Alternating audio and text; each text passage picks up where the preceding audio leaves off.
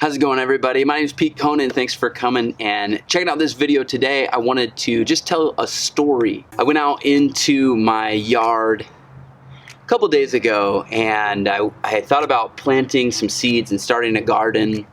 It's early spring here, so as I went out into my backyard, I kind of looked around and I realized the conditions of my yard were really not ideal for starting a garden. They're not really where I want them to be. You know, my fence is falling down, my garden beds are uneven and not straight, and I got weeds everywhere, and my wife is gonna kill me for, sharing that. But yeah, it just wasn't quite right. Conditions were not ideal for planting a garden, and it was interesting because I'd been reflecting on Matthew chapter 13, and I had shared this with a few of my students as I was out in my garden. I thought of that parable when Jesus teaches about the sower who goes out to sow seed. One thing that we have to think about when we look at these parables is that they're really verbal pieces of artwork. They're poetry, and so you can kind of look at them from different angles, and every time you read it or reread it, you sometimes stumble upon something that's new, something that you didn't see before. And as I thought about that passage of the sower, there's a couple things that I wanted to identify. One is, who is the sower in that parable? Jesus later on interprets this parable for us with his disciples, and he doesn't tell us who the sower is. And so we're left to kind of wonder a little bit. Some people would say the sower is God, and I think that's true. But I think in some ways the sower is also us. If the sower is God, and if we're God's image bearers and we're mimicking God and wanting to live like God, then we too are sowers. If God is the sower and God goes out to sow seed, then the parable is encouraging us to do the same thing, to go out and to be sowing seeds. And the seed is the truth of the kingdom, the word of the kingdom.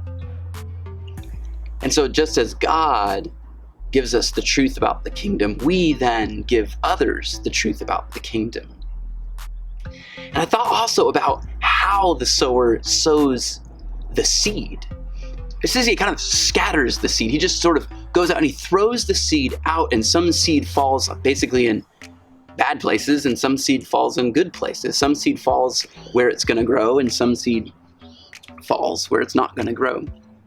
And it's almost a careless way of doing this. So it's almost like the sower is careless. Now, I have to be careful because if the sower is God, I don't want to get into some weird theology here, but to just scatter the seed, knowing that some of it's going to fall in the rocks, some of it's going to fall in the path, some of it's going to fall in and amongst the weeds, but some of it's going to fall in the good soil.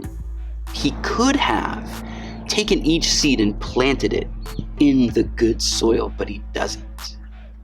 I don't know if the sower is that concerned about the conditions. The sower just sows seeds. And so as I look around my garden and as I kind of think on the conditions of life right now, they're not ideal. My garden, my yard is not ideal.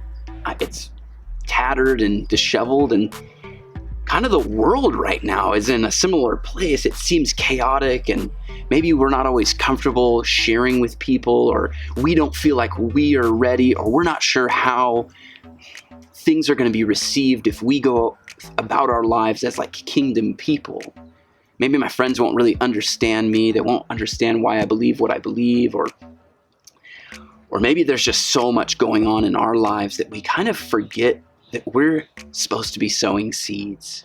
And so my encouragement to you today is find a way to sow seeds regardless of the conditions around you, regardless of the circumstances of life. Let's be seed sowers. And just as God brings us truth and life from the kingdom, we can then share that truth and life of the kingdom to the people around us. We can sow seeds of encouragement. We can sow seeds of goodness and love, and we can sow seeds that will help our community and help our families, because We're his followers, and we have a message of hope that we can share. It's not that we should be blind to the circumstances around us, but we shouldn't allow those circumstances to prevent us from being who we are. And we're seed sowers, just like God is a seed sower. And God knows that some of the seed isn't going to fall on the right soil, but some of the seed will. He knows that some of the seed will fall on the right soil, so it's worth it, right? Now, the other thing that I've been reflecting on in this passage is not just that there are different types of soils. I think sometimes we identify these as different people. But is it possible that each type of soil is present in my own heart? And that God is sowing seeds in my life right now, even though conditions are not ideal, even though life is crazy, even though I don't understand all that's going on. It doesn't mean God has stopped doing his work. And so as I think of each day, just kind of like, what is it that God is teaching me? And is there a part of my heart that's ready to receive that? Is there a part of my heart that's hardened? Is there a part of my heart that is worried? So we don't disregard our circumstances. Certainly there's a lot going on, but we continue to do the work of the kingdom in and amongst those circumstances. And it's almost like the work of that kingdom work takes on new meaning for us. So I hope that's an encouragement for you, that even now, right now, when circumstances in life are crazy, that you can change someone's world, that you can change the community around you, that you can be a world changer and a person who brings hope, and you can be that today. So I hope that's encouraging with you. I hope, certainly that's not all we could say about this passage. That's another thing when we think of these parables and how they're pieces of art, there's always more to be said, and so that's certainly not all there is to be said on this passage, but I hope that that's encouraging for now.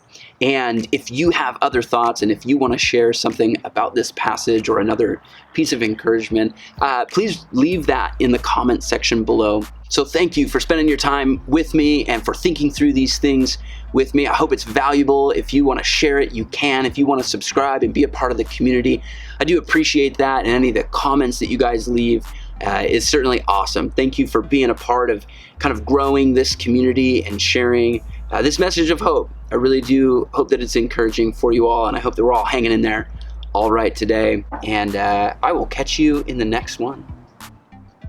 Get my rake.